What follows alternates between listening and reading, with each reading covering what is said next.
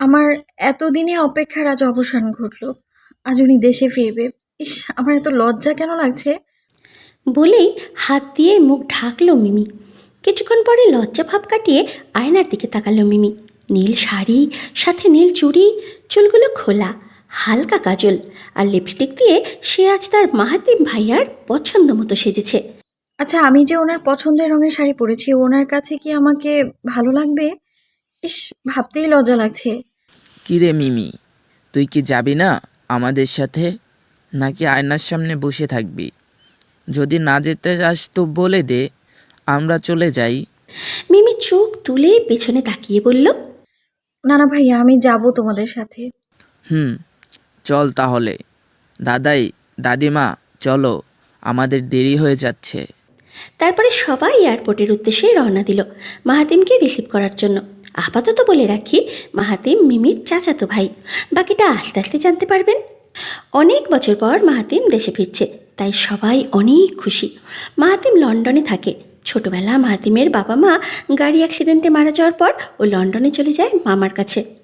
তারপর আর বাড়িতে আসেনি। এসব কথাগুলোই মিমি গাড়িতে বসে বসে ভাবছিল। হঠাৎ কারো ধাক্কায় মিমির ভাবনা ভাঙল। কি মিমি আপু, কি ভাবছো? আমার ভাইয়ের কথা নাকি? মজা করে কথাটা বলল সামিয়া। মিমি তখন খুবই লজ্জা পেল, কিন্তু সামিয়াকে বুঝতে দিল না।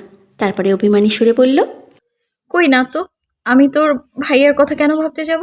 তোর ভাই কি কখনো আমার কথা ভেবেছে নাকি? আমার খবর নিয়েছে বলে অন্যদিকে তাকালো। হয়েছে, আর মিথ্যা বলতে হবে না। আমি সবই বুঝি। তুমি যে আমার ভাইয়ের কথা ভাবছিলে, সেটা তোমার মুখ দেখেই বোঝা যাচ্ছে। তুমি যে লজ্জায় লাল হয়ে যাচ্ছ। আমি তোমাকে ছোটবেলা থেকেই চিনি। আমার ভাইয়ের কথা বললেই যে তুমি লজ্জায় লাল হয়ে যাও। আর হ্যাঁ, ভাইয়ের সাথে অভিমান করে থেকো না। বেচারা অনেক দিন পর দেশে ফিরছে। মিমি আর কিছুই বলল না সামিয়াকে। অন্যদিকে তাকিয়ে আবারও ভাবতে লাগলো। আচ্ছা, উনি এত বছর পর বাড়ি ফিরছে, আমাকে কি উনি চিনতে পারবে? আমার কথা কি ওনার মনে আছে, নাকি ভুলে গেছেন আমায়? ধুর বাবা, আর ভাবতেই পারছি না। ওনাকে না হয় সবকিছু জিজ্ঞেস করে নেব। গাড়ি এসে থামলো এয়ারপোর্টের সামনে। মিমিও ভাবনা থেকে বের হলো। কখন এয়ারপোর্টে এসে পৌঁছালো খেয়ালই করেনি সে। তিনটে গাড়ি এসে থামলো এয়ারপোর্টের সামনে। একটাতে বডিগার্ডরা, অন্য অন্য দুটোতে পরিবারের সবাই, শুধু মিমির বাবা মা বাদে। দীর্ঘ 1 ঘন্টা জার্নির পর ওরা এয়ারপোর্ট এসে পৌঁছেছে। গাড়ি থেকে সবাই নেমে দেখতে পেল মাহাতিম দাঁড়িয়ে আছে ওর বডিগার্ড জুবানের সাথে। মিমির তো মাহাতিমকে দেখে হার্টবিট ফার্স্ট হয়ে যাচ্ছে, আর প্রচুর লজ্জাও পাচ্ছিল। ইস, উনি এত সুন্দর হয়ে গেল কি করে, বলেই তাকিয়ে রইল মাহাতিমের দিকে চোখ বড় বড় করে। মাহাতিমও মিমিকে দেখে চোখ সরাতেই পারছে না। মিমি আজ তার পছন্দ মতো সেজেছে। ছোটবেলায় একবার মিমি ওর বার্থডেতে নীল রঙের ফ্রক পরেছিল। তখন মাহাতিম মিমিকে বলেছিল নীল রং ওর খুব পছন্দ, আর নীল রঙের শাড়িতে নাকি মেয়েদেরকে অনেক ভালো লাগে। তুইও বড় হয়ে নীল রঙের শাড়ি পরিস। সেই থেকে মিমিরও নীল রং পছন্দ। মাহাতিম সেটা জানে। মাহাতিম মিমিকে আরও কিছুক্ষণ দেখে নিজেকে কোনো রকমে সামলিয়ে সবার কাছে এলো। আসতেই সামিয়া ওকে জড়িয়ে ধরেই কেঁদে দিল, আর অভিমানী সুরে বলল, ভাইয়া, তোমার কি একবারের জন্য আমার কথা মনে হয়নি? তোমাকে দেখতে ইচ্ছে আমাকে দেখতে ইচ্ছে করেনি? কেন আমাকে একা রেখে তুমি চলে গিয়েছিলে? বাবা মা মারা যাওয়ার পর আমি কতটা একা হয়ে গিয়েছিলাম। তারপর তুমিও আমাকে একা ফেলে চলে গেলে। নিজেকে আমার কতটা একা মনে হতো জানো তুমি? আমি কতটা কষ্টে এতগুলো দিন পার করেছি জানো তুমি? মাহাতিম সামিয়াকে সান্ত্বনা দিতে দিতে বলল, তুই শুধু একা কষ্ট পাসনি রে পাগলি, তোকে ছেড়ে থাকতে আমারও কষ্ট হয়েছে। কিন্তু বাবা মায়ের অ্যাক্সিডেন্টটা আমি মেনে নিতে পারছিলাম না, তাই দেশে ফিরে আসিনি। তোকে এখন আমি সব সত্যি কথা বলতে পারবো না সামিয়া, সরি। সময় হলে তোদের সবাইকে সব খুলে বলবো। কিন্তু তোকে আমি অনেক মিস করেছি। তোকে আমি আমার কাছে নিয়ে যেতে চেয়েছিলাম, কিন্তু পরে মনে হলো তুই আমার সাথে একা থাকার চেয়ে এখানে সবার সাথে থাকলে ভালো থাকবে। বাবা মায়ের জন্য মন খারাপ হবে না তোর, আর মন খারাপ হলেও সবাই তোর পাশে থাকবে, তোকে ভালোবাসবে। এইভাবে আরও কিছুক্ষণ সামিয়াকে বোঝানোর পর অবশেষে সামিয়া বুঝতে পারল ওর ভাই ওর কথা ভেবেই ওকে এখানে রেখে গিয়েছিল। মাহাতিম সামিয়াকে বোঝানোর পর অবশেষে সামিয়া বুঝতে পারল ওর ভাই ওর কথা ভেবেই ওকে এখানে রেখে গিয়েছিল। তারপরে মাহাতিম ওর দাদিমাকে সালাম করলো। দাদিমা ওকে দেখে জড়িয়ে ধরে ইমোশনাল হয়েই কেঁদে দিলেন। তিনি অভিমান করে বললেন, আমাদের কথা কি তোর একবারও মনে পড়তো না মাতিম? আমরা কি তোর এতটাই পড়ছিলাম? মাহাতিম ওর দাদিমাকে সান্ত্বনা দিতে দিতে বলল, দাদিমা, এবার তো আমি তোমাদের কাছে চলে এসেছি, আর অভিমান করো না প্লিজ। তারপরে ওর দাদিমা মিসেস রেহানা চৌধুরী বললেন, আর কিন্তু তোকে আমি কোথাও যেতে দেব না, একবারের জন্য রেখে দেব। মাহাতিম বলল, ঠিক আছে, রেখে দিও, এবার শান্ত হও। তারপরে মিসেস রেহানা চৌধুরী শান্ত হলেন। আমাকে মনে হয় কারো চোখে পড়ে না, পড়বে কি করে? আমি তো আর কারো কিছু হই না যে আমাকে চোখে পড়বে। মাহাতিম আরিয়ানের পিঠে মেরে বলল, আরে সালা, তুইও সবার মতো আমার সাথে অভিমান করতেছিস? আমাকে আর কয়েকজনের অভিমান ভাঙাতে হবে বলতো? তোরা সবাই এইভাবে অভিমান করে বসে থাকলে আমি কিন্তু আবার চলে যাব। আরিয়ান বলে ওঠে, হইছে, আপনাকে আর কোথাও যেতে হবে না, বাড়িতে চলো আমাদের সাথে, তাহলেই হবে। মিমি এতক্ষণ সব কিছু দাঁড়িয়ে দাঁড়িয়ে দেখছিল। ভেবেছিল মাহাতিম মনে হয় এবার ওর কাছে এসে ওকে জড়িয়ে ধরবে, কিন্তু মাহাতিম ওকে কোনো কিছুই বলল না, ওর দিকে তাকালোও না। এতে মিমি বেশ অনেক কষ্ট পেল, আরও বেশি অভিমান করলো মাহাতিমের সাথে। কেন ওর মাহাতিম ভাইয়া ওর সাথে কথা বলল না, কেন ওর দিকে তাকালো না, এসব ভেবেই ওর কান্না চলে আসে। কিন্তু সবার সামনে ও কাঁদলো না, শুধু লুকিয়ে লুকিয়ে চোখ মুছল। কে রে মাতিম, তুই কি আমার মিমি দিদির ভাইয়ের সাথে কথা বলবি না? এত বছর ধরে মেয়েটা তোর জন্য অপেক্ষা করেছে, আর তুই কি না ওর সাথে কথাই বললি না? আরে দাদিমা, তোমার দিদিভাইয়ের সাথে কথা বললে কি আর না বললেই বাকি? আর তোমার দিদিভাইরে কে বলেছে এত অপেক্ষা করার জন্য? বিয়ে একটা করে নিলে তো পারতেন তিনি। মাহাতিম মিমিকে রাগানোর জন্য মজা করে বলল। মিমি মাহাতিমের কথা শুনে খুবই কষ্ট পেল, আর কোনো রকমে কান্না আটকে দৌড়ে গাড়িতে চলে গেল। তুই কি রে মাতিম, মেয়েটা কত আনন্দ ছিল তোর আশা নিয়ে, আর এখন দেখতো মেয়েটা কষ্ট পেয়ে চলে গেল। আর দিদিমা, আমি তো মজা করে বললাম, কিন্তু ও যে কষ্ট পাবে সেটা বুঝিনি। আচ্ছা, সমস্যা নাই দাদিমা, রাতে তোমার নাতনির রাত ভাঙিয়ে নেব। তোমরা কি আর সারাদিন এখানেই দাঁড়িয়ে থাকবে নাকি? বাসায় যাবে, অনেক তো হলো। বেচারা মাহাতিমকে আর কতক্ষণ দাঁড় করিয়ে রাখবে? অনেকক্ষণ জার্নি করে এসেছে, বাসায় যেয়ে আগে রেস্ট নিক, তারপর না হয় বাকি কথা হবে। তারপরে সবাই গাড়িতে গিয়ে বসলো। মাহাতিম, সামিয়া আর জুবান এক গাড়িতে, বাকিরা সবাই অন্য গাড়িতে।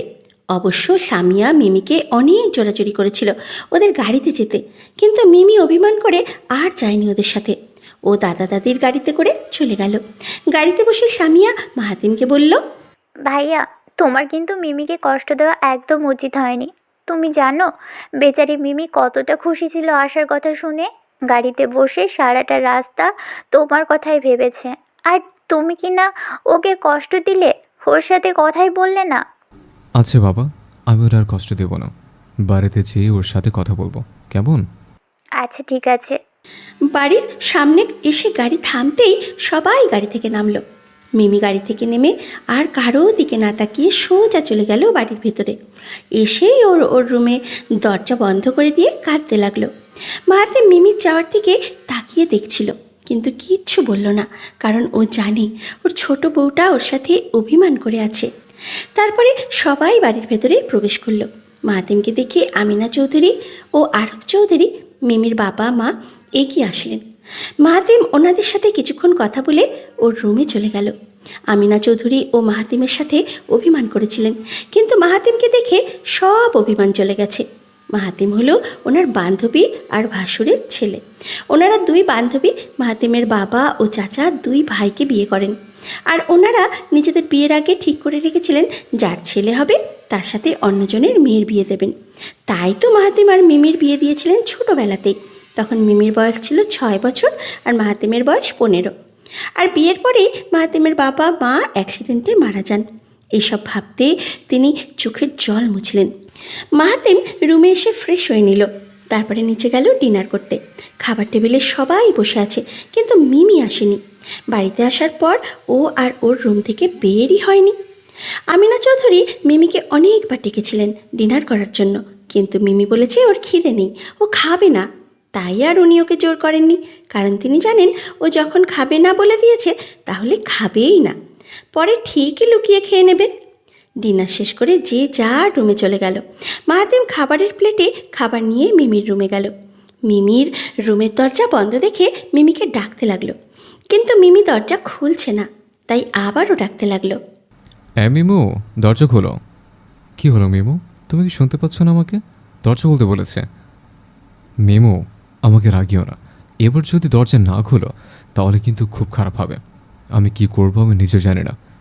প্রচুর রাগ নিয়ে কথাটা বলল মাহাতিম।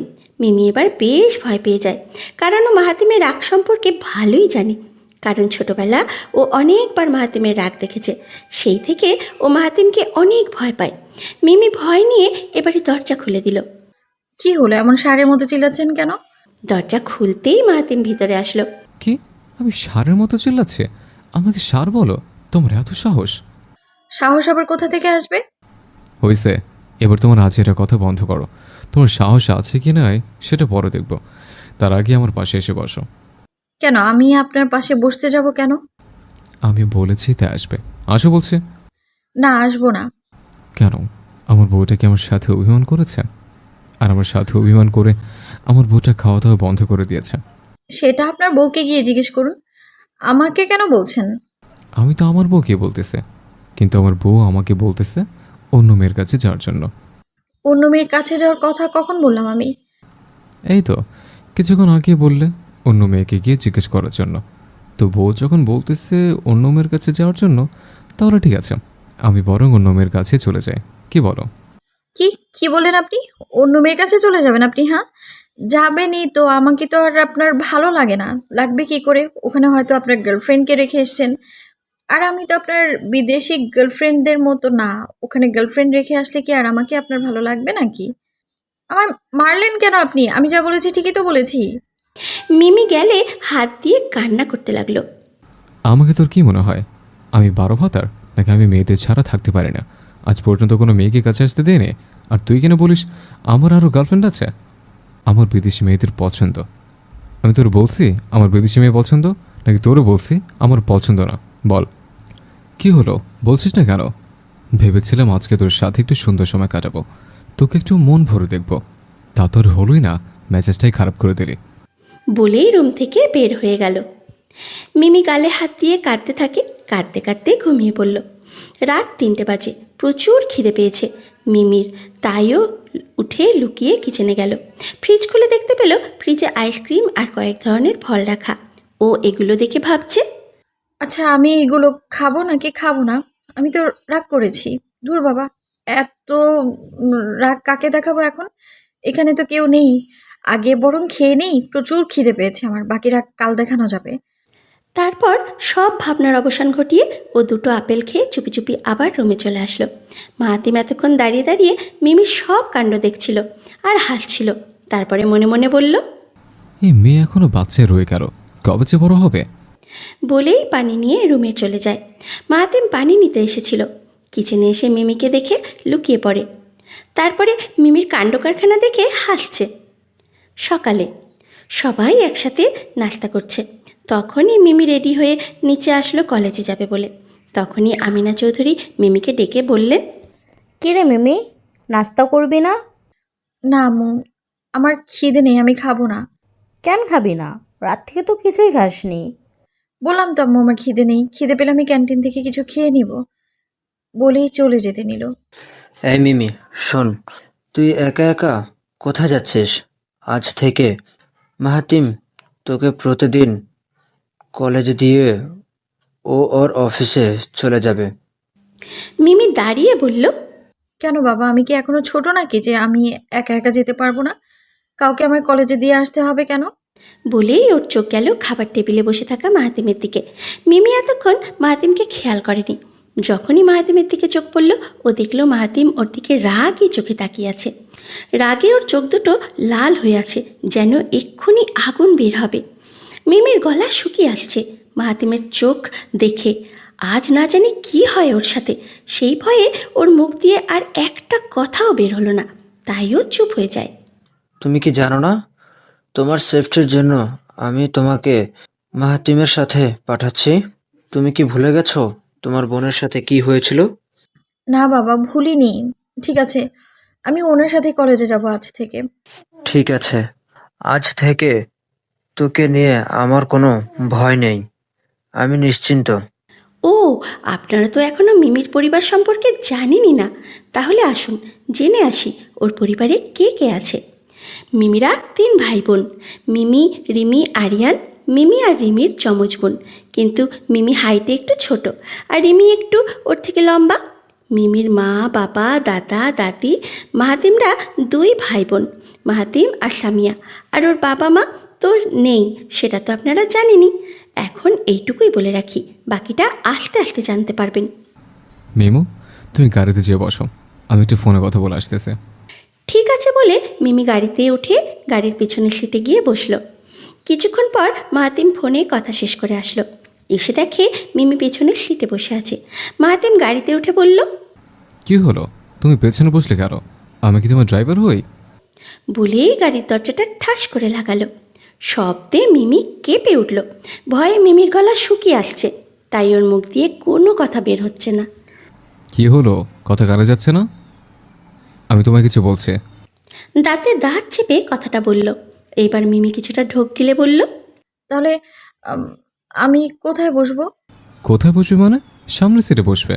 আমার পাশে কি বসতে তোমার কোনো অসুবিধা আছে? রাগে কিরমির করে বলল মাহাতিম। না, আচ্ছা ঠিক আছে, আমি বসছি। তারপরে ও এসে সামনের সিটে বসলো। আর ওদের পিছন পিছন বডিগার্ডদের গাড়ি আসছে। অর্ধেক রাস্তা আসার পর জুবান এসে একটা প্যাকেট দিয়ে গেল। প্যাকেটটা খোলো। কেন, এতে কি আছে? আগে খোলো, তারপর দেখতে পাবে এতে কি আছে। মিমি প্যাকেটটা খুলে দেখলো ভেতরে বিরিয়ানি আর অনেক ধরনের চকলেট। গাড়িতে ওঠার আগে মাহাতিম জুবানকে কল দিয়ে বলেছিল এগুলো এনে দেওয়ার জন্য। চকলেট দেখে ও লোভ সামলাতে না পেয়ে ও চকলেট খেতে শুরু করে দিল। তারপর ওর মনে পড়ল, আরে আমি তো রেগে আছি। ধুর বাবা, কেন যে চকলেট দেখে লোভ সামলাতে পারি না কে জানে। ও চকলেট খাওয়া থামিয়ে দিয়ে মাহাতিমকে বলল, আমি খাবো না এগুলো, আপনার খাবার আপনিই খান। মাহাতিম মিমির পাগলামো দেখে লুকিয়ে লুকিয়ে হাসছিল, কিন্তু মিমিকে বুঝতে দিল না। তারপর রাগী ভাব নিয়ে বলল, চকলেট যখন খেয়েছ তাহলে বাকি খাবারগুলোও খেতে হবে, নাহলে যতগুলো চকলেট খেয়েছো সবগুলো চকলেট তোমার পেট কেটে বের করে নেব। কি, আপনি আমার পেট কাটবেন মাত্র 3টা চকলেটের জন্য? কাঁদো কাঁদো হয়ে বলল মিমি। মাহাতিম মিমির কথা শুনে লুকিয়ে লুকিয়ে হাসল। তারপর আবারও বলল, হ্যাঁ, কাটবো, যদি তুমি আমার কথা না শোনো আর বাকি খাবারগুলো না খাও। এবারে মিমি কেঁদেই দিল আর বলল, আচ্ছা ঠিক আছে, আমি খেয়ে নিচ্ছি সব খাবার, তবুও আমার পেট কাটবে না প্লিজ। ঠিক আছে, তাড়াতাড়ি শেষ করো, তোমার কলেজ প্রায় চলে এসেছে। মিমি হাতের তালু দিয়ে নাক মুছে নিয়ে তাড়াতাড়ি খাবার শেষ করতে লাগলো, না হলে যে আজ ওর পেট কাটা পড়বে সেই ভয়ে। যাও, নামো, তোমার কলেজ চলে এসেছে। মিমি গাড়ি থেকে নামতে যাবে, তখনই মনে পড়ল, আমি তো বাকি চকলেটগুলো খাইনি, ওগুলো কি নিয়ে নিব নাকি গাড়িতেই রেখে যাব? কিন্তু যদি উনি আমার চকলেটগুলো খেয়ে নেয় তাহলে? কি হলো, কি ভাবছো? যাও, নামো। না, ইয়ে মানে কপাল চুলকে। মাহাতিম বুঝতে পারল মিমি চকলেটগুলো নেওয়ার জন্য এমন করছে। যাও, নামো। আর হ্যাঁ, চকলেটগুলো নিয়ে যাও, আমি বাচ্চাদের খাবার খাই না। মিমি মাহাতিমের আর কোনো কথাতেই কান দিল না, কারণ ওর চকলেটগুলো নেবার অনুমতি পেয়ে গেছে। আর কোনো কথা শোনারও টাইমই নেই। চকলেট নিয়ে ওর কলেজে ঢুকে গেল। মাহাতিম ওর দিকে তাকিয়ে হাসলো আর বলল, এই মেয়ে চকলেটের জন্য এতটাই পাগল যে চকলেটের জন্য কখন না আমাকেই ভুলে যায়। পাগলি একটা। মিমি কলেজে এসে দেখলো সাইমা ওর জন্য দাঁড়িয়ে আছে ক্যান্টিনের সামনে। মিমি সাইমার কাছে গিয়ে বলল, কি রে, এখানে দাঁড়িয়ে আছিস কেন? কেন আবার? দেখলাম তুই আসছিলি, তাই দাঁড়ালাম। সেদিনের ঘটনার পর আমি তো ভেবেছিলাম তুই আর কলেজে আসবি না। রিমি কেমন আছে রে মিমি? ও কি আর কলেজে আসবে না? আম, আগের থেকে কিছুটা ভালো আছে, পুরোপুরি ভালো হয়ে গেলে আবারও কলেজে আসবে। রিমির কথা বলায় ওর কিছুটা মন খারাপ হয়ে গেল, কারণ আজ রিমির জায়গায় মিমি থাকতো, তারপরে ওর মনে পড়ল সেই দিনের ঘটনা। আজ থেকে 1 সপ্তাহ আগে মিমিরা কলেজ ছুটির পর প্ল্যান করে আজ বডিগার্ড থেকে লুকিয়ে ওরা হেঁটে হেঁটে বাড়ি যাবে। যদিও সাইমার মন এতে সাড়া দিচ্ছিল না, কারণ ও জানে মিমিদের অনেক শত্রু, তাই ওদের সাথে বডিগার্ডরা আসে। কিন্তু মিমির জোরাজোরিতে ও রাজি হয়, কারণ মিমি নাছোড়বান্দা। ওর কথা না শুনলে ও যে কী থেকে কী করে বসবে কে জানে। তারপর ওরা সব ছাত্রছাত্রীদের সাথে লুকিয়ে বের হয়ে যায় বডিগার্ডদের চোখ ফাঁকি দিয়ে। তারপরে ওরা কলেজ থেকে অনেকটা দূরে চলে এসে মিমি দেখলো রাস্তার পাশে আইসক্রিমওয়ালা দাঁড়িয়ে আছে। ও চলে যায় আইসক্রিম খেতে। সাইমা আর রিমিও আসলো ওর পিছু পিছু। তখনই একটা লোক এসে বলল, তোদের মধ্যে মিমি কে? লোকটাকে দেখে ওরা 3 জন ভয় পেয়ে যায়, কারণ লোকটার হাতে একটা বন্দুক ছিল। কারও মুখ দিয়ে কোনো কথা বের হচ্ছিল না। কি হলো, কথা কানে যাচ্ছে না? মিমিকে বলো, না হলে আজ তোদের 3 জনকেই এখানে মেরে দেব। মুহূর্তেই আরও 5-6 জন লোক আসলো। একজন রিমিকে দেখিয়ে বলল, ওই তো মিমি, আজ ওকে এখানে শেষ করে যাব, বসের হুকুম। রিমি আর মিমি জমজ হওয়ায় ওরা বুঝতে পারেনি কে মিমি আর কে রিমি। আর মিমির মুখে মাস্ক ছিল বলেই রিমিকে গুলি করে দেয়। ভাগ্যক্রমে গুলিটা রিমির হাতে লাগে, তাই বেশি কিছু হয়নি। তখনই বডিগার্ডটা চলে আসে আর গুন্ডারা ভয় পেয়ে পালিয়ে যায়, কারণ রিমিকে হাসপাতালে নিয়ে যাওয়া হয়। বাসায় আসার পর সবাই অনেক বকাঝকা করে। তারপর থেকে ওদের কলেজে আসা বন্ধ করিয়ে দেন আরাফ চৌধুরী ও নাদের চৌধুরী। মাহাতিমকেও জানানো হয়েছিল সবটা, কিন্তু ও কি বলেছিল সেটা মিমি জানে না। আর আজ থেকে মাহাতিমের সাথে যাবে, যেই কারণে মিমিকে কলেজে যাওয়ার অনুমতি দেন। এতদিন মিমি কলেজ যাওয়ার জন্য অনেক চেষ্টা করেছে, কিন্তু কেউ ওকে কলেজ যাওয়ার পারমিশন দেননি। ও তাহলে ভালো। আচ্ছা, তুই আর মন খারাপ করিস না, যা হবার তা তো হয়েই গেছে। বলে কথা অন্যদিকে ঘুরিয়ে নিয়ে সাইমা বলল, মিমি, আজ তোকে এত খুশি লাগছিল কেন রে? কিছুক্ষণ আগে দেখলাম হেসে হেসে কলেজে ঢুকছিলি। সাইমার কথায় ভাবনা থেকে বের হলো মিমি। মুহূর্তেই সব কিছু ভুলে গিয়ে মিমি বলল, খুশি লাগবে না? দেখিস না এতগুলো চকলেট পেয়েছি। তার জন্য কেউ এত খুশি হয় নাকি? কেউ খুশি না হলেও আমি খুশি হই, জানিস না তুই? না, জানতাম না তো, আজ জানলাম। সাইমা জানে মিমি চকলেট খেতে কতটা পছন্দ করে। এখন তো জানলি, আয় এবার দুজন মিলে চকলেট খাই। এ না, তোকে কেন আমার চকলেট দেব? এগুলো তো আমি একাই খাবো, কারণ এগুলো তো আমাকে উনিই দিয়েছেন সব। তোর উনি মানে? হুম, মাহতিম ভাইয়া কি দেশে চলে আসছে নাকি? হুম, এসেছে তো, কালই আসলো। তুই তো আমাকে আগে বলিসনি উনি যে আসবে। উনি তো দেশে আসতে চাইতো না, তাহলে কিভাবে আসলো? আরে আমি কি জানতাম নাকি উনি যে আসবে? আমি তো হঠাৎ করে জানতে পেরেছিলাম উনি আসবে, তাই খুশিতে তোকে জানাতেই ভুলে গিয়েছিলাম। আর উনি আসার পর আমার সাথে একটু সুন্দর করে কথা বলেনি, শুধু রাগ দেখায়। ও আচ্ছা, আর তুই ওনার সাথে অভিমান করেছিস কেন? এতদিন পর তো উনি দেশে আসলো, কিছুদিন পর সব ঠিক হয়ে যাবে, আর উনি তোর সাথে সুন্দর করে কথাও বলবে, দেখিস। তাই যেন হয়। আচ্ছা মিমি, উনি এমন হঠাৎ করে দেশে চলে আসলো কেন বলতো? আমার তো মনে হয় ওই দিন যে তোদের ওপর আক্রমণ হয়েছিল, তাই উনি তোকে নিয়ে ভয় পেয়ে দেশে চলে আসছে। কি জানি বাবা, হবে হয়তো। চল এবার ক্লাসে যাই, লেট হয়ে যাচ্ছে তো। চল। মিমির ছোট মাথায় এত কিছু ঢুকলো না। সাইমা ঠিকই বুঝতে পেরেছে, কারণ সাইমা মিমির পরিবার সম্পর্কে সব কিছুই জানে। যেই ছেলে এতদিন দেশে আসেনি, কেউ জোর করেও দেশে আনতে পারেনি, হঠাৎ করে কেন দেশে চলে আসবে? মিমির জন্যই এসেছে। মাহাতিম অফিসে বসে ফাইলগুলো চেক করছিল। তখনই ওর চোখ রাগে রক্তবর্ণ ধারণ করলো। জুবান, এই মুহূর্তে ম্যানেজারকে আমার কেবিনে আসতে বলো। আসেন আসেন মিস্টার রফিক সাহেব, আমি তো আপনারই অপেক্ষা করছিলাম। তা কেমন আছেন আপনি? জি স্যার, ভালো। আপনি কেন আমার অপেক্ষা করছিলেন স্যার? দিনকাল কেমন যাচ্ছে আপনার? আজকাল কি অফিসের সব হিসেব ঠিকমতো রাখছেন, নাকি ভুল হিসেব লিখে সব টাকা দিয়ে আপনার পকেট ভরছেন? মানে বুঝলেন না তাই না? তাহলে আমি আপনাকে বুঝিয়ে দিচ্ছি। এই যে ফাইল দেখছেন, এখানে প্রায় 2 কোটি টাকার হিসেব নেই। তো এইসব টাকাগুলো আপনি মেরে দিয়েছেন। মানে আমি কেন সব টাকা মারতে যাব? আমি তো সব হিসাব ঠিক মতোই রেখেছি। আপনি কি স্বীকার করবেন না আপনি টাকাগুলো চুরিয়েছেন? না, আমি মারিনি স্যার। ঠিক আছে, আপনি যখন স্বীকার করবেন না তাহলে আমি এক্ষুনি পুলিশ ডাকি, তাহলে সব প্রমাণ হয়ে আসবে। না স্যার, পুলিশ ডাকবেন না। আমি স্বীকার করছি আমি সব টাকা নিয়েছি। আমার তখন টাকার খুব প্রয়োজন ছিল। হা হা হা হা।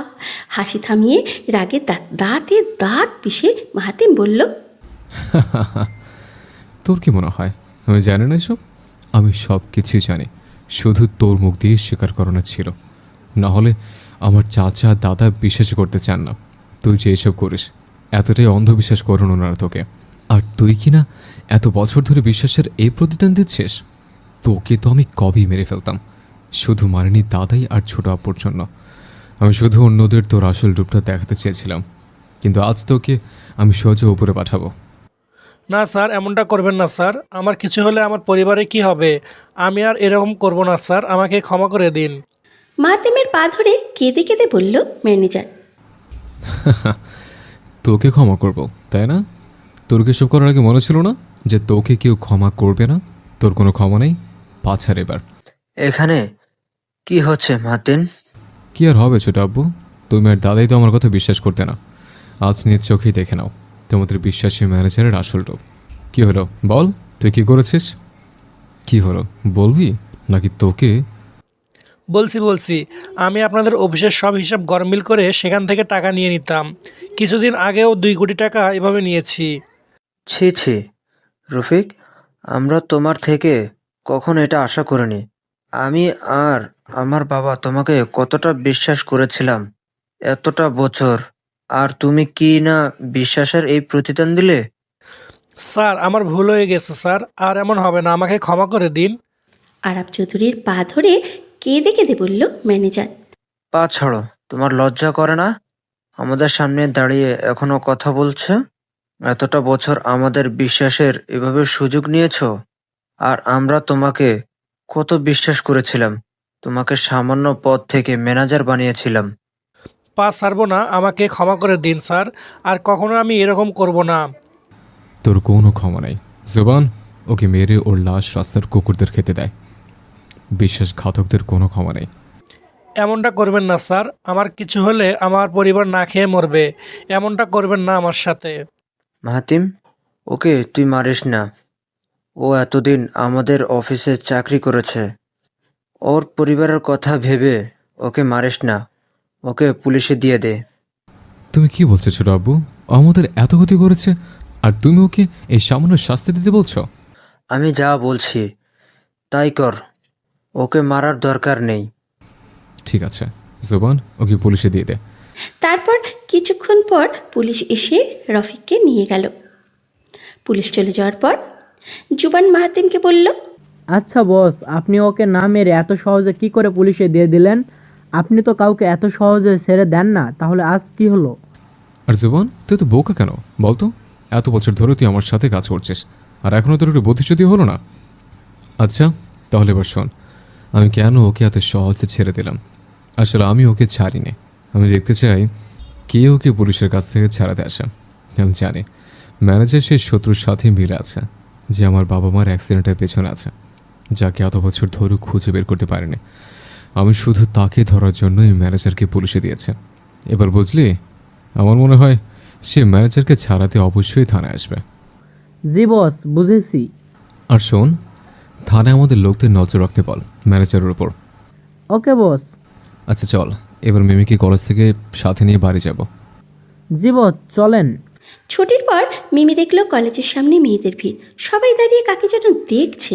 মিমি আর সাইমাও গেল, গিয়ে দেখে সবাই মাহাতিমকে দেখছে আর বলাবলি করছে। একজন বলছে, এই না, আমি একে পটাবো। অন্যজন বলছে, এই চল না ছেলেটার সাথে যে কথা বলি। তারপরে ওরা মাহাতিমের কাছে যেতে নিলে মিমি ওদের সামনে গিয়ে দাঁড়ায় আর বলে, আপু মনিরা, আপনারা এইখানেই থেমে যান। ওনার কাছে যেতে হবে না আপনাদের। উনি আমার স্বামী, সো ওনার কাছ থেকে দূরে থাকুন। তখন একটা মেয়ে বলল, বললেই হলো নাকি ওই ছেলে তোমার স্বামী আর আমরা এটা বিশ্বাস করব? হাহা। আরেকটা মেয়ে বলল, এই পিচ্চি মেয়ে বলে কি রে? এ তো নিজেকেই সামলাতে পারবে না, আর বলে নাকি স্বামীও আছে। মগের মুল্লুক নাকি, যে স্বামী বললেই আমরা বিশ্বাস করে নেব। যত সব, তোর থেকে আমি ভালো ওকে পটিয়ে নেই, আমি ওকে ভালো করে সামলাতে পারবো।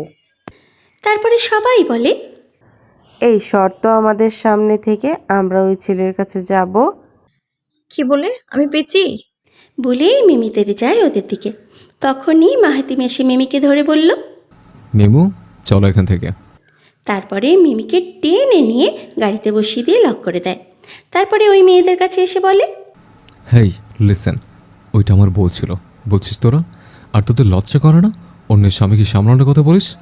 যত সব থার্ড ক্লাস মেয়ে কোথাকার। বলেই মেয়েগুলোকে কিছু বলার সুযোগ না দিয়ে হর্ন হনিয়ে চলে যায় গাড়ির দিকে।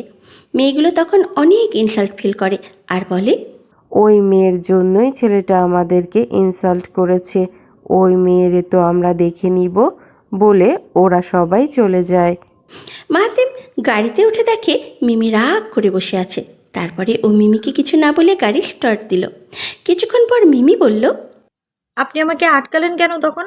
আজ আমি ওদের মেরেই ফেলতাম, আর আপনি ওদের সাথে কি কথা বলছেন? মাহাতিম মিমির কথার কোনো জবাব দিল না, নিজের মতো গাড়ি চালাচ্ছে, যেন ও মিমির কথা শুনতেই পায়নি। কি হলো, কিছু বলছেন না কেন?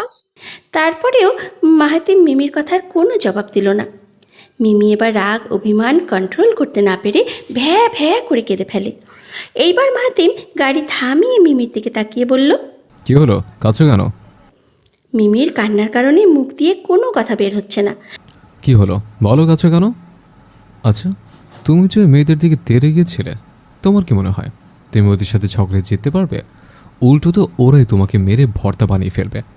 এবার মিমি একটু কান্না থামিয়ে বলল, ওরা কেন আমায় ভর্তা বানাবে? আমি ওদের মেরে ভর্তা বানিয়ে দিতাম। ওদের কত সাহস আমার স্বামীকে নাকি ওরা পটাবে, হ্যাঁ? আর আপনি তখন ওদেরকে কিছু বলেন না কেন? বলে আবারও কাঁদতে থাকে। বাবা, আমার বউয়ের তো দেখছি অনেক হিংসে।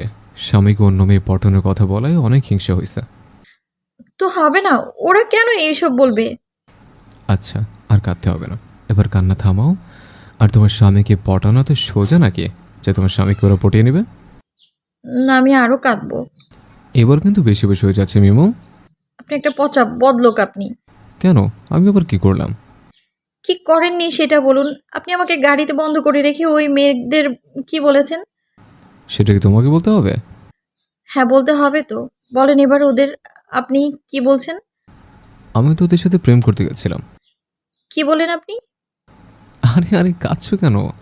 আমি তো মজা করছিলাম। আমার তো একটাই বউ আছে, তাহলে কি আমারও প্রেম করা দরকার? আমার একটা বউই হবে। তাহলে ওদেরকে কি বলেছিলেন? ওরা আমার বউকে বকা দিবে আর আমি কি বসে থাকবো নাকি? আমি ওদের বকা দিতে গেছিলাম, বুঝছো আমার পিছিয়ে বউ? এবার মিমি খুশি হয়ে গেল, কিন্তু আবারও গাল ফুলিয়ে বলল, আপনি আমাকে একদম পিছিয়ে বলবেন না। আমি এখন অনেক বড় হয়েছি। তো কি বলবো শুনে? কিছু বলতে হবে না, শুধু পিচ্ছি না বললেই হলো। না, আমি তো পিচ্ছি বলবোই। আমার পিচ্ছি বউটা। বাড়িতে এসে মাহাতিম ফ্রেশ হয়ে খাবার টেবিলে বসল। তখনই আরাব চৌধুরী বললেন, মাহাতিম, তোমার সাথে কিছু কথা ছিল। জি ছোট আপু, বলেন কি বলবেন। আমরা সবাই চাইছিলাম এবার তোমার আর মিমির বিয়েটা দিয়ে দিতে, তুমি কি বলো? ছোট আব্বু, আমি চাচ্ছিলাম মিমি ইন্টার পাস করার পর বিয়েটা করতে। আপনারা কি বলেন? আমার কি ইচ্ছে করে না মরার আগে নাতির ছেলে মেয়েদেরকে দেখার, ওদের সাথে খেলা করার? আরে দাদাই, তুমি এখনো কতটা ইয়ং, তুমি এখন মরবে না, দাদিপতির সাথে খেলা করতে পারবে। না দাদু ভাই, আমি কিন্তু তোমার কোনো কথাই আর শুনছি না। এবার তোমাকে বিয়েটা করতেই হবে।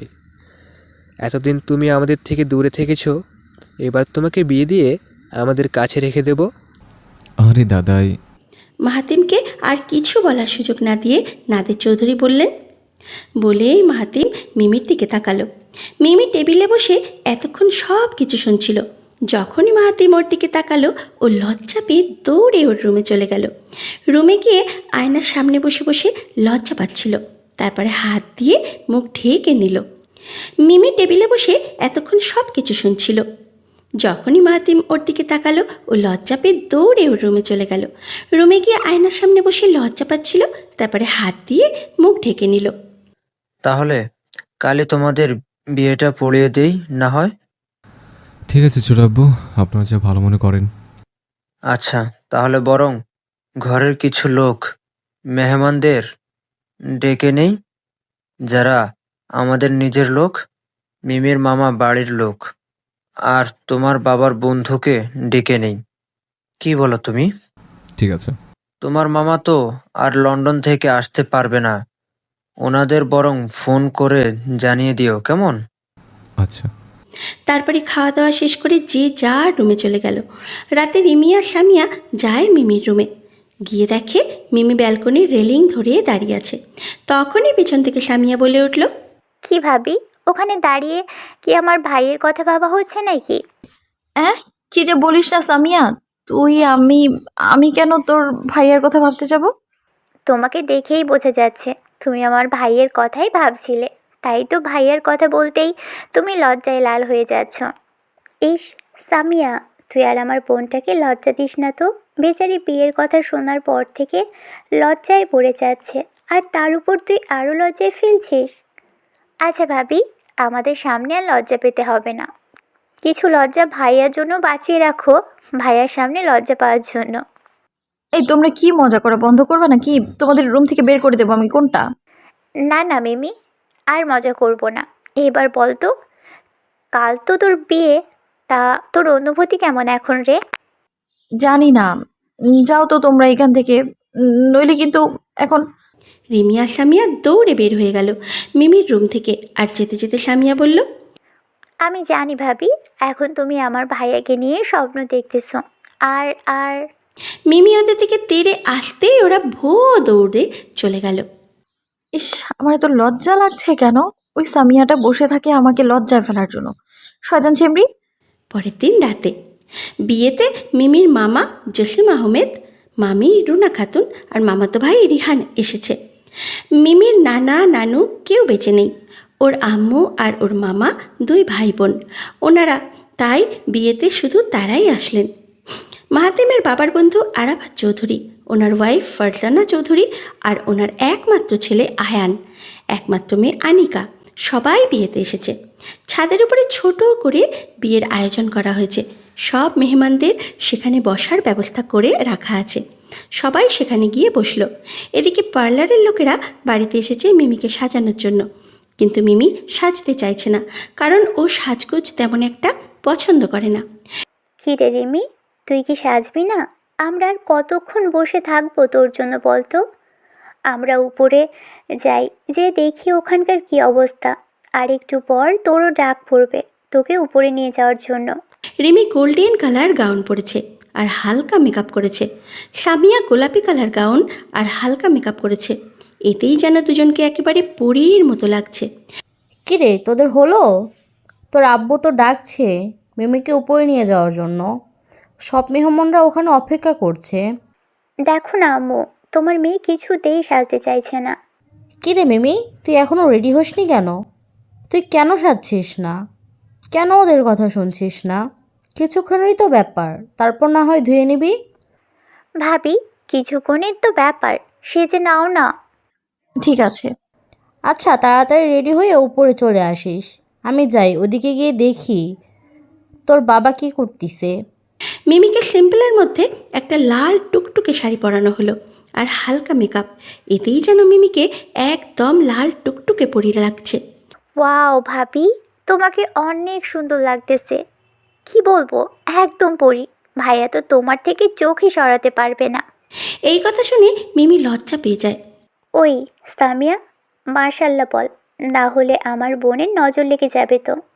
মার্শাল্লাহ মার্শাল্লাহ, নজর না লাগুক। হয়েছে হয়েছে, আর বেশি অ্যাক্টিং করতে হবে না তোকে। তুই এবার উপরে যা, আমি মিমিকে নিয়ে আসছি। ঠিক আছে, আমি গেলাম তাহলে। সামিয়া গিয়ে এক জায়গায় বসলো। এদিকে মাহাতিম ফ্রেশ হয়ে কালো রঙের একটা পাঞ্জাবি পরেছে, হাতে ব্র্যান্ডেড ঘড়ি, চুলগুলো হালকা ভিজে এখনো। এতে যেন ওকে অনেক কিউট লাগছে। কিছুক্ষণ পর মাহাতিম ছাদে চলে যায়, গিয়ে স্টেজে বসে। কিছুক্ষণ পর রিমিও মিমিকে নিয়ে স্টেজে যায়। মাহাতিম তো মিমিকে দেখে চোখই সরাতে পারছে না, এক দৃষ্টিতে তাকিয়ে রইল। মিমি যখন সেটা খেয়াল করলো, ও তো লজ্জায় একদম লাল হয়ে যাচ্ছে। তার কিছুক্ষণ পর মাহাতিম বুঝতে পারলো মিমি লজ্জা পাচ্ছে, তাই ও চোখ সরিয়ে নেয়। তারপরে রিমি মিমিকে নিয়ে মাহাতিমের পাশে বসায়। মিমি তো লজ্জায় কোথায় মুখ লুকাবে বুঝতেই পারছে না। হাত দিয়ে মুখ ঢাকলে তো মেকআপ নষ্ট হয়ে যাবে। রিমি বলে দিয়েছে মিমি যেন মেকআপ কোনোভাবেই নষ্ট না করে, তাই মুখ লুকাতে পারছে না বেচারি। রিমি মিমিকে বসিয়ে রেখে অন্যদিকে চলে যায়। কিছুক্ষণ পর মাহাতিম মিমিকে কানে কানে বলল, এত লজ্জা পাচ্ছ কেন? বাসর ঘরের জন্য একটু লজ্জা বাঁচিয়ে রাখো। মিমি তো মাহাতিমের কথা শুনে কি বলবে বুঝতেই পারছে না, আর মনে মনে ভাবছে, এই ছেলের একটু লজ্জাও নেই, বদ বেটা, আমাকে শুধু লজ্জায় ফেলতে পারলেই ভালো। মিমি তো মাহাতিমের কথা শুনে কি বলবে বুঝতেই পারছে না, আর মনে মনে ভাবছে এই ছেলের একটুও লজ্জা নেই, বদ বেটা শুধু লজ্জায় ফেলতে পারে আমাকে। কি বউ, একা একা বিয়ে করে নেওয়া হচ্ছে তাই না? পেছন থেকে কথাটা বলে উঠল আয়ান। তো কি তোকে সাথে নিয়ে বিয়ে করবো নাকি? না, আমি সেটা বলিনি। আমার জন্য তো একটা বউ খুঁজে দিতে পারিস, তাই না? আমায় কি তোর ঘটক মনে হয় নাকি যে আমি তোর জন্য বউ খুঁজে দেবো? আচ্ছা, তুই তো আমার বন্ধু, আর বন্ধুর জন্য একটু ঘটক হতে সমস্যা নাই। সেই যে দেশে আসলি, আর তো একটু খোঁজ খবরই নিলি না। আরে অনেক বিজি ছিলাম, তাই তোর সাথে কথা বলতে পারিনি। মাহাতিম আর আয়ান একসাথে লন্ডনে পড়াশোনা করেছে। বুঝেছি। এসেই তো ভাবিকে দেখে আমার কথা ভুলেই গেছিলি মনে হয়। বাই দ্য ওয়ে, ভাবি কিন্তু অনেক কিউট, সামলে রাখিস। এদিকে মিমি তো অনেক লজ্জা পাচ্ছে আয়ানের কথায়। তোকে আর বলে দিতে হবে না, তুই বরং তোরটা খোঁজ। আচ্ছা ঠিক আছে, কেমন আছেন ভাবি? লজ্জাভাব কাটিয়ে মিমি উত্তর দিল, জি আলহামদুলিল্লাহ ভালো, আপনি কেমন আছেন ভাইয়া? আমিও ভালো আছি। বলেই পেছনে তাকালো আর দেখলো মিমির মতোই অন্য একজন। ও তো দেখে অবাক, দুইজনকে দেখতে একেবারে সেম। ও শুনেছিল মিমির আরেকটা যমজ বোন আছে, কিন্তু কখনো দুইজনকে একসাথে দেখেনি। ছোটবেলায় একবার দেখেছিল, কিন্তু এতটা ভালো করেও দেখেনি তখন, তাই মনে নেই। আজকে প্রথম দেখলো দুইজনকে একসাথে। দুই বোন তো এত সুন্দর, ও তো প্রথম দেখাতেই রিমির উপরে ক্রাশ খেয়ে যায়, আর হাঁ করে তাকিয়ে রইল রিমির দিকে। কি মিস্টার, এভাবে হাঁ করে তাকিয়ে থাকলে তো মুখে মশা ঢুকে যাবে। রিমির কথায় আয়ান লজ্জা পেয়ে যায়, তাই আর কিছু না বলে ওখান থেকে চলে যায়। রিমি আর সামিয়া এসেছিল মিমির সাথে পিক তুলতে। এসে দেখে আয়ান ওদের সাথে কথা বলছে, তাই ওরা এসে আয়ানের পিছনে দাঁড়িয়েছিল। কি রে রিমি, সামিয়া তোরা আমাকে রেখে পিক তুলে নিচ্ছিস একা একা? তুই কখন এলি সাইমা? এই তো কিছুক্ষণ আগেই। তুই তো আর বললি না তোর বিয়ে, আঙ্কেল আমাকে আজ সকালে বললেন, তাই আমি চলে এলাম। আমার একমাত্র বান্ধবীর বিয়ে শুনে আমি আর বাসায় থাকতেই পারলাম না, চলেই এলাম। ভালো করেছিস, আয় এবার পিক তুলি আমরা। পিক তোলা শেষে রিমি আর সামিয়া অন্যদিকে চলে যায়। সাইমা মাহাতিমের সাথে কুশল বিনিময় করে চলে যায় রিমিদের খুঁজতে, কিন্তু হঠাৎ করে কারোর সাথে ধাক্কা লাগে আর পড়ে যাবে, তখনই চোখ খিচে বন্ধ করে নেয়। তখনই কারো বাহুডোরে আবদ্ধ হয়। কিছুক্ষণ পর চোখ খুলে তাকায়, দেখতে পায় সামনে আরিয়ান। আরিয়ানকে দেখে ও তো লজ্জায় লাল হয়ে যায়। আরিয়ানকে সাইমা অনেক পছন্দ করে, অনেক আগে থেকে। একদিন আরিয়ান রিমি আর মিমিকে কলেজে দিতে যায়, তখন সাইমা আরিয়ানকে দেখে আর ওর ভালো লেগে যায়। আরিয়ানও সেই দিন সাইমাকে দেখেছিল, কিন্তু ও সাইমাকে পছন্দ করে কিনা সেটা সাইমা জানে না। আরিয়ান সাইমাকে জোর করে সোজা করে দাঁড় করায়। সাইমা নিজেকে সামলে নিয়ে আরিয়ানকে যেই না কিছু বলতে যাবে, অমনি আরিয়ান বলে, ওঠে, দেখে শুনে চলতে পারো না নাকি? আসলে আমি খেয়াল করিনি, সরি। হইছে, আর সরি বলতে হবে না। রিমি ওই দিকে আছে, ওর পাশে যেয়ে বসো।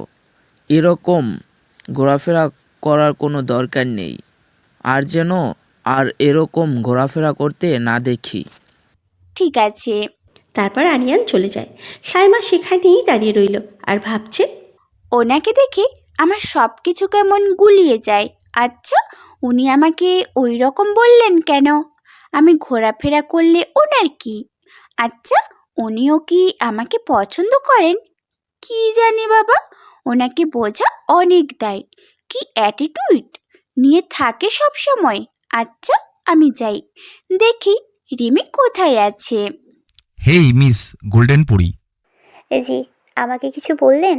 তো আর কাউকে এখানে দেখতে পাচ্ছেন যে তাকে ডাকবো? রিমি আশেপাশে তাকালো, দেখলো কেউ নেই, শুধু ও আর আয়ান দাঁড়িয়ে আছে। কিছু বলবেন? বলার জন্যই তো ডাকলাম। জি, বলুন কি বলবেন। আপনাকে এই ড্রেসে অনেক কিউট লাগছে, একেবারে পরীর মতো, গোল্ডেন পরি। আমি তো জানি আমি অনেক কিউট, সবাই বলে, তাই এটা আমার কাছে কমন হয়ে গেছে। আপনার কাছে নতুন কিছু থাকলে বলুন, নয়তো সরুন, আমি যাই, আমার অনেক তাড়া আছে। কিসের এত তাড়া আপনার শুনি? সেটা আপনাকে বলতে যাব কেন? আমাকে বলবেন না তো কাকে বলবেন? মানে? না কিছু না, একটা কথা বলি। কি বলবেন, তাড়াতাড়ি বলুন। আপনাকে আমার অনেক ভালো লেগেছে, প্রথম দেখাতেই আমি আপনাকে ভালোবেসে ফেলেছি। আপনি কি আমাকে? আয়ানকে আর কিছু বলতে না দিয়ে রিমি বলল, হয়েছে, আর বলতে হবে না, এটাও অনেক শুনেছি, এটাও কমন ডায়লগ। নতুন কিছু থাকলে বলবেন, নয়তো না। আমি এবার আসি। কি মেয়ে রে বাবা, যাই বলি বলে কমন ডায়লগ। এরে তো কোনোভাবেই পটানো যাবে না বলে মনে হয় না। পটাতে না পারলেও আমি কিন্তু তোমার পিছু ছাড়ছি না মিস গোল্ডেন পরি। তোমাকে তো আমার লাগবে, আর তোমাকে আমি আমার করেই নেব। মিমি নিচে চলে এসেছিল একটু ফ্রেশ হবে বলে। ছাদে ওর অনেক গরম লাগছিল। ওর পিছু পিছু আয়ানও আসে, তারপরে ওদের কথা হয়। সামিয়া, তুমি কি রিমিকে দেখেছো? না সাইমা আপু, আমি তো রিমি আপুকে কোথাও খুঁজে পাচ্ছি না। ও মনে হয় ও রুমে গেছে, চলো তো যে দেখি। চলো। সাইমা আর সামিয়া সিঁড়ি দিয়ে নিচে নামছিল, তখনই শুনতে পায় কেউ বলছে, শোন, ওকে এখন জেল থেকে ছাড়ানোর দরকার নেই, ও কিছুদিন থাকুক ওখানে। এখন ওকে ছাড়াতে গেলে আমাদেরকেও সন্দেহ করতে পারে। তখনই আরাফাত চৌধুরী সামিয়াদের দেখে কিছুটা চমকে যান, সাথে সাথে ফোন কেটে দেন আর মনে মনে ভাবেন ওরা কিছু শুনতে পায়নি তো। তারপরে উনি সামিয়াকে বললেন, কি সামিয়া মামনি, কাকে খুঁজতেছ? সামিয়া আর সাইমা কিছু বুঝতে পারল না উনি কেন এমন করলেন। তারপরও সামিয়া বলল, আঙ্কেল, আমি রিমি আপুকে খুঁজছিলাম। ও রিমিকে ওর রুমে যেতে দেখলাম, ওখানে যাও, ওকে পেয়ে যাবে মামনি। আচ্ছা আঙ্কেল, আমি যাই তাহলে। তারপরে সামিয়া আর সাইমা চলে যায় রিমির রুমে। যাক বাবা, ওরা মনে হয় কিছু শুনতে পায়নি, না শুনলেই ভালো হয়। কি রে রিমি, তুই এখানে আর আমরা তোকে সারা বাড়ি খুঁজে বেড়াচ্ছি। ছাদে চল, এখন তো বিয়ে পড়ানো হবে। আসলে ছাদে আমার খুব গরম লাগছিল, তাই ফ্রেশ হতে এখানে এসেছিলাম। চল এবার ছাদে যাই, তারপর ওরা সবাই ছাদে চলে যায়। কিছুক্ষণ পর বিয়ে পড়ানো হলো। মিমি তো লজ্জার কারণে কবুলই বলছিল না। রিমি আর সাইমা শুধু কানে কানে বলছিল, বেশি লজ্জা না পেয়ে তাড়াতাড়ি কবুল বলে দিতে। তারপরও মিমি বলছিল না। কিছুক্ষণ পর ও মাহাতিমের দিকে তাকালো। মাহাতিম রাগী চোখে ওর দিকে তাকিয়ে আছে। তারপরে ভয়ে ভয়ে ও কবুল বলে দিল। বিয়ে শেষে সবাই চলে যেতে চাইছিল, কিন্তু আরাফ চৌধুরী কাউকে যেতে দিলেন না। বললেন, আজকে থেকে কাল চলে যাওয়ার জন্য, তাই কেউ আর যেতে পারেনি। প্রায় রাত 2টো বাজে। মিমিকে মাহাতিমের রুমে রেখে গেল সামিয়া। রিমি আর সাইমা তিনজন মিলেই সামিয়া মিমিকে বলল, ভাবি, আমার ভাইয়ের সামনে কম লজ্জা পেও। এতদিন পর আমার ভাইয়া তার ভোরে কাছে পাচ্ছে, বেশি লজ্জা পেয়ে বেচারের সময় নষ্ট করে দিও না। সাইমা বলল, বান্ধবী, আজকের সময়টা কাজে লাগিও, কিন্তু ভুলেও সময় নষ্ট করিস না যেন। এই তোরা কি যাবি এখান থেকে, নাকি আমি তোদের বলে উঠতে যাই ওদের মারবে বলে?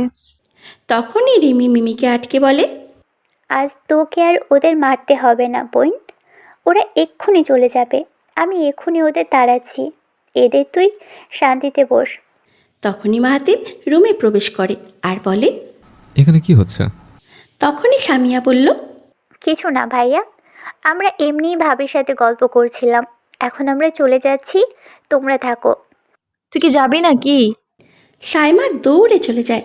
কিছুক্ষণ পর মাহাতিম মিমির পাশে এসে বলল, তোমায় খুব সুন্দর লাগছে মিমু, এখন যাও ফ্রেশ হয়ে নাও।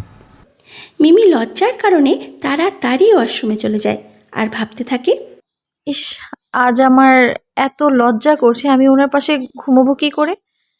কিছুক্ষণ পর কি কি হলো? আজকে সারা রাত ওয়াশরুমে কাটিয়ে দেবে নাকি বের হবে? যে আর একটু ওয়েট করুন, বেরোচ্ছি। আচ্ছা, তাড়াতাড়ি বের হও, আমিও ফ্রেশ হব। এই যা, আমি তো শাড়ি আনতেই ভুলে গেছি, এখন কি করব? ওনাকে কি বলবো শাড়িটা দেওয়ার জন্য? ধুর বাবা, কি যে বলি, আমার তো লজ্জা লাগছে, কি যে করি। ধুর, লজ্জা সাইডে রেখে আপাতত শাড়িটা ওনাকে দিতে বলি আমি। শুনছেন মাহাতিম ভাইয়া, আমি না শাড়ি নিতে ভুলে গেছি ওয়ার্ড্রোব থেকে। আমার শাড়িটা একটু দিয়ে যান না প্লিজ। নিয়ে যেয়ে এসে নিয়ে যাও, আমি দিতে পারবো না। প্লিজ দিয়ে যান না, আমি এসে নিতে পারবো না। তারপরে মাহাতিম মিমিকে একটা নীল রঙের শাড়ি দেয়। কিছুক্ষণ পর মিমি শাড়ি পরে চুলের টাওয়াল পেঁচিয়ে বের হয়। মাহাতিম তো মিমিকে দেখে চোখ সরাতেই পারছে না।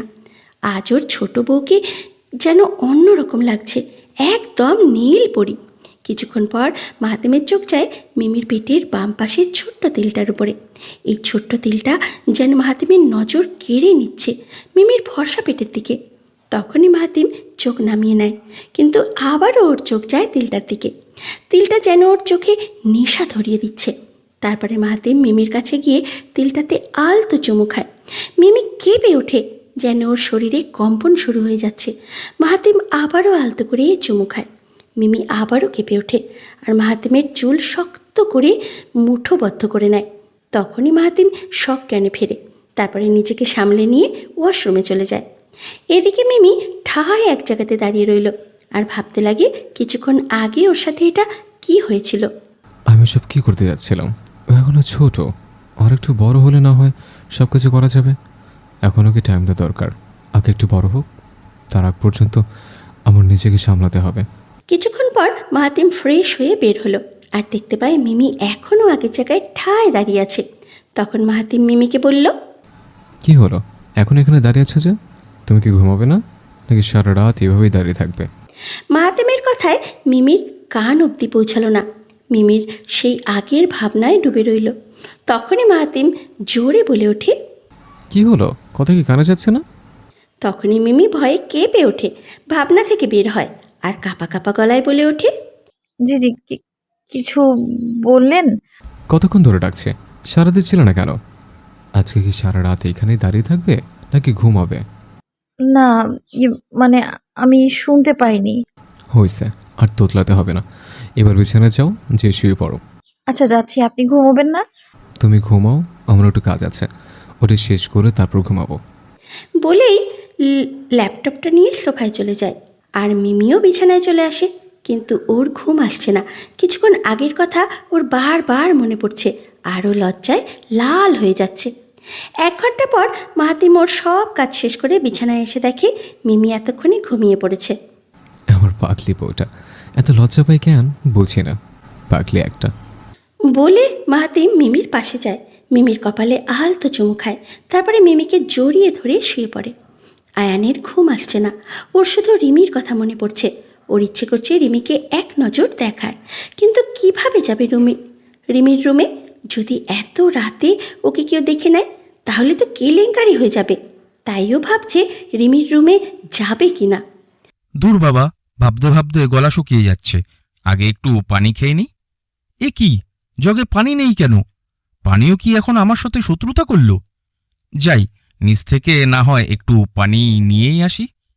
নিচে এসে দেখতে পায় সাইমা আর আরিয়ান দাঁড়িয়ে ঝগড়া করছে, আর রিমি আড়াল থেকে দাঁড়িয়ে ওদের ঝগড়া দেখছে আর হাসছে। তখনই রিমি হাত দিয়ে ইশারায় ওকে কাছে ডাকে। আয়ান গিয়ে রিমির পাশে দাঁড়ায়। তারপরে রিমি আয়ানকে বলে, এখানে চুপ করে দাঁড়ান।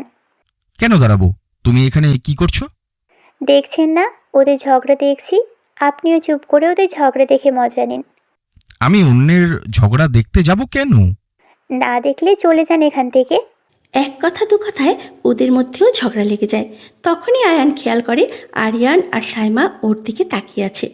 ও ওদের কি বলবে বুঝতে পারছে না। তারপরে ওই পাশে তাকিয়ে দেখে রিমি ওর পাশে নেই। এখনও কি করবে বুঝতে পারছে না, আর মনে মনে ভাবছে, এই আমি কোথায় ফেসে গেলাম? ওরা তো এখন আমায় পাগল ভাববে। আমি কারোর সাথে ঝগড়া করছিলাম, এটা তো ওরা দেখতেই পায়নি। সাইমা আয়ানকে কিছুক্ষণ দেখে দৌড়ে চলে যায় আর আরিয়ানও চলে যেতে নেয়। তখনই আয়ান আরিয়ানকে বলে, কি ব্রো, কি চলে ওর সাথে? মানে মানে বুঝোস নাই বলছিস? ওর সাথে কি প্রেম চলে, নাকি না হলে এত ঝগড়া কিসের? আসলে তুই যা ভাবছিস তা তা না। আর আমি ওর সাথে ঝগড়া করতে যাব কেন? ও তো আগে এসে ঝগড়া বাঁধাইছে। বলে আরিয়ান চলে যায়। সবকিছু মাথার উপর দিয়ে গেল, কিছুই বুঝলাম না, ধুর। আর এই রিমি আমাকে রেখে হঠাৎ কোথায় গায়েব হয়ে গেল? পেছন থেকে রিমি বলে উঠল, এই যে আমি এখানে। রিমির কথা শুনে আয়ান হঠাৎ ভয় পেয়ে যায় আর বলে, আরে দিলে তো ভয় পাইয়ে। আরে আপনি এই অল্পতেই ভয় পেয়ে গেলেন? তো ভয় পাবো না? আচ্ছা, তখন তুমি হঠাৎ কোথায় উধাও হয়ে গিয়েছিলে? উধাও হব কেন? যখন দেখলাম ভাইয়া আর সাইমা আমাদের দিকে তাকাচ্ছে তখনই আমি লুকিয়ে পড়েছিলাম, না হলে ওরা আমাকেও দেখে নিত। এইভাবে আরও কিছুক্ষণ কথা বলে ওরা যে যার রুমে চলে যায়। রুমে এসে আয়ান ভাবতে থাকে, কি দুষ্টু মেয়ে রে বাবা, মাথায় শুধু দুষ্টুমি বুদ্ধিও ভরে আছে। তবে যাই হোক না কেন, আমার যে কোনো মূল্যেই এই মেয়েকেই চাই। সকালে সবাই খাওয়া দাওয়া করছে। কিছুক্ষণ পর সব মেহমানেরা চলে যাবে। তখনই আয়ানের বাবা মিমির বাবাকে বললেন, তোমার সাথে কিছু কথা ছিল আরাফ। জি ভাই সাহেব, বলেন কি বলবেন? আসলে আমি বলতে চাচ্ছিলাম, তোমার বড় মেয়ের তো বিয়ে হয়ে গেল, এবার তো ছোট মেয়েকেও কিছুদিন পর বিয়ে দিতে হবে, তাই না? জি ভাই সাহেব, দিতে তো হবেই। তো আমি বলছিলাম কি, আমাদের তো এতদিনের সম্পর্ক তোমাদের সাথে, তো আমি চাচ্ছিলাম সেই সম্পর্ক আরও ঘনিষ্ঠ করতে। আপনি কি বলতে চাইছেন ভাই সাহেব? যদি একটু সোজাসুজি করে বলতেন আর কি। তাহলে সোজাসুজি বলি, আমি আমার ছেলে আয়নের জন্য রিমি মামুনিকে বউ করে নিয়ে যেতে চাই, যদি তোমাদের কোনো আপত্তি না থাকে। কথাটা শুনে রিমি আয়ানের দিকে তাকায়। আয়ান ওর দিকে তাকিয়ে চোখ টিপ মারে। এতেই রিমি বুঝে যায় আয়ানই ওর বিয়ের কথা বলেছে ওর বাবাকে, আর তার জন্য উনি রিমির বাবার সাথে কথা বলছেন। রিমির তো খুবই রাগ হচ্ছে, এই ছেলে ওকে কেন বিয়ে করার জন্য পাগল হয়েছে। এ তো খুবই ভালো প্রস্তাব, কি বলিস আরাফ? জি বাবা, এটা তো খুবই ভালো প্রস্তাব। পাশ থেকে রিহানা চৌধুরী বলে, উঠলেন, আয়ানকে আমার অনেক আগে থেকে পছন্দ, আর ও ছেলে হিসাবে ও অনেক ভালো, আমাদের রিমির সাথে অনেক মানাবে। হ্যাঁ, তা তুমি ঠিকই বলেছ রেহানা। সবার যখন আয়ানকে অনেক পছন্দ আর ও ছেলে হিসেবে অনেক ভালো, তাহলে আমাদের কোনো আপত্তি নেই। তারপরও আমরা রিমি আর আয়ানের মতামত জানতে চাই, দেখি ওরা কি বলে। ওরা যদি এই বিয়েতে রাজি থাকে তাহলে আমাদের কোনো আপত্তি নেই। কি বলেন আপনারা? হ্যাঁ, তুমি ঠিক বলেছো আরাফ। তাহলে আমি বলি কি, রিমি আর আয়নকে একটু আলাদা কথা বলতে দেওয়া হোক। ওরা নিজেদের মধ্যে কথা বলুক, তারপর না হয় ওরা ওদের ডিসিশন জানাবে। ঠিক আছে, তাহলে ওদের একটু কথা বলতে দেয়া হোক। ছাদে রিমি আর আয়ান পাশাপাশি দাঁড়িয়ে আছে। তখনই রিমি বলল, আচ্ছা, আপনি আমাকে বিয়ে করার জন্য এত পাগল হইলেন কেন বলুন তো? তোমাকে আমি প্রথম দেখাতেই ভালোবেসে ফেলেছি, তাই আমি তোমাকে বিয়ে করতে চাই, তোমাকে আমার করে রাখতে চাই। কিন্তু আমি আপনাকে বিয়ে করতে চাই না। আমাকে কেন বিয়ে করতে চাও না? আমার মধ্যে কিসের কম আছে? আমি কি দেখতে খারাপ, নাকি আমি তোমাকে সুখে রাখতে পারবো না? কোনটা? এসব কিছুই না, আমি তো তাড়াতাড়ি বিয়ে করতেই চাই না। সো আপনিও এখন নিচে যেয়ে বলবেন আপনি আমাকে বিয়ে করতে চান না। আয়নও রিমির পিছু পিছু নিচে চলে আসে আর মনে মনে বলে, তোমাকে আমি ছাড়ছি না রিমি বেবি। তোমার এখন বিয়ে করার ইচ্ছা থাকুক বা নাই থাকুক, আমি তোমাকেই বিয়ে করবই। কি রিমি আয়ান, তোমরা কি বিয়েতে রাজি? রিমি আয়ানকে ইশারায় বলছে না করার জন্য, কিন্তু আয়ান কি আর বিয়েতে না করবে নাকি? ও রিমির দিকে তাকিয়ে চোখ টিপ মারে, তারপরে সবাইকে বলে সে বিয়েতে রাজি। রিমি তো রাগে ফুঁসছে, এই ছেলেকে বললাম না করার জন্য, তাও করলো না কেন, শয়তান খাটাস পেটা। তখনই আরাফ চৌধুরী রিমিকে বললেন, রিমি মা, তুই কি রাজি এই বিয়েতে? তোর কি আয়নকে পছন্দ হয়েছে? রিমি শুধু বলল, আপনারা যা ভালো মনে করুন, আপনাদের সিদ্ধান্তই আমার সিদ্ধান্ত। বলে রুমে চলে যায় আর মনে মনে ভাবতে থাকে, আমাকে যখন বিয়ে করার জন্য এত পাগল হয়েছেন, তাহলে এবার বুঝবেন রিমি কেমন। তাহলে রিমি মামুনি আর আয়ান যখন বিয়েতে রাজি, তাহলে বরং বিয়ের দিন তারিখ ঠিক করে নেই। আপনারা সবাই কি বলেন? ঠিক আছে, তাহলে সব কিছু ঠিকই আছে, কিন্তু আমার মেয়ের লেখাপড়া আমি চাচ্ছিলাম ওর এইচএসসি পরীক্ষা শেষ হলেই বিয়ে। রিমির বাবাকে আর কিছু বলতে না দিয়ে আয়ানের বাবা বললেন, তুমি কিছু চিন্তা করো না আরাপ, রিমি মামুনি না হয় আমাদের বাড়ি থেকেই এসএসসি পরীক্ষা দিবে। ঠিক আছে, আমাদের কোনো আপত্তি নেই। তাহলে দিন তারিখ ঠিক করে রেখে দেই 1 মাস পর, সামনের মাসের 1 তারিখ না হয় বিয়ে। বিয়ে 1 মাস পরেই হবে, কিন্তু 1 সপ্তাহ পর আমি এঙ্গেজমেন্ট করে রাখতে চাই বাবা, কথাটা বলল আয়ান। সবাই আয়ানের কথা শুনে অবাক হলো। তারপরে সবাই ঠিক করলেন 1 সপ্তাহ পর এঙ্গেজমেন্ট হবে আর 1 সপ্তাহ পরে বিয়ে। তারপরে মেহমানরা যে যার বাসায় চলে যায়। মাহাতিম চলে যায় অফিসে। রিমি আর মিমি আজ কলেজ যাবে না। রিমির কলেজে যেতে ইচ্ছে করছে না আজ। রাতে মাহাতিম অফিস থেকে এসে দেখলো মিমি রুমে বসে আছে, কিন্তু মাহাতিমের সাথে কথাই বলছে না, ওর দিকে তাকাচ্ছেও না। ও বুঝতে পেরেছে ওর বউ ওর উপরে রেগে আছে। মিমি যাও, আমার জন্য 1 কাপ কফি নিয়ে আসো। আমি পারবো না, নিজেটা নিজে করে খেয়ে নিন। কেন পারবে না শুনি? আর আমার বউ থাকতে আমি নিজে কেন করে খাবো? এখন বউ বউ কেন করছেন?